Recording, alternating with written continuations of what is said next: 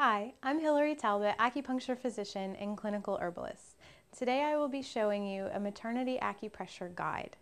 There are several points that can be very helpful throughout pregnancy and ailments that exist due to the pregnancy.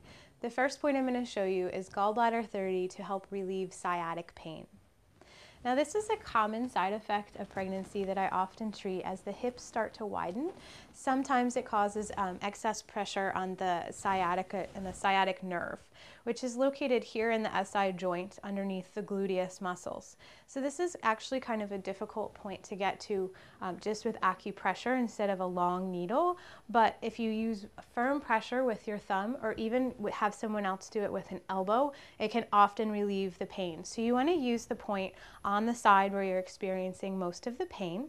And this point is referred to as the pocket point because it's generally where the corner of your pocket would meet as kind of a starting place for you, and you just want to search around and your finger will fall deep into kind of a cavern, and you'll know because you'll feel right away that the pain is kind of lessened quite a bit. And like I said, this takes firm pressure, so you either want to use firm pressure with your pointer finger or two fingers to get more, or even a thumb. Now, probably the other side effect of pregnancy that is most commonly seen in our clinic is morning sickness or nausea. And for that point, I use PC6, pericardium 6. It's located between the tendons of the inside of the forearm, right after the vein crosses. So on our model today, it is located right here. And of course, if you were pregnant, you don't want to lay face down. Just a side note for that sciatic point. Laying on your side is typically the best way to access that point. And then another point that almost all of my pregnant patients get is DO 20, Govenor 20, located at the vertex of the head. So to locate that, I just come to the top of the ears and I use my hands in an L shape. And where my thumbs meet at the vertex of the head, you kind of search around in the center line until you find a little divot.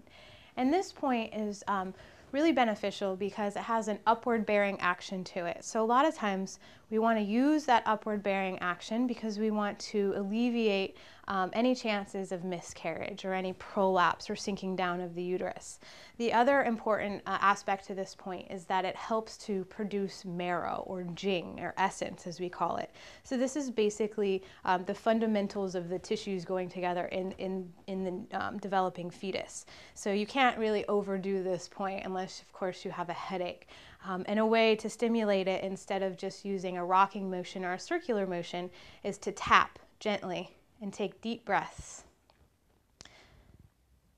Now there are many other points that can be used during maternity, but I encourage you to seek out a skilled acupuncture physician who can show you the ones that are specific to you during this special time.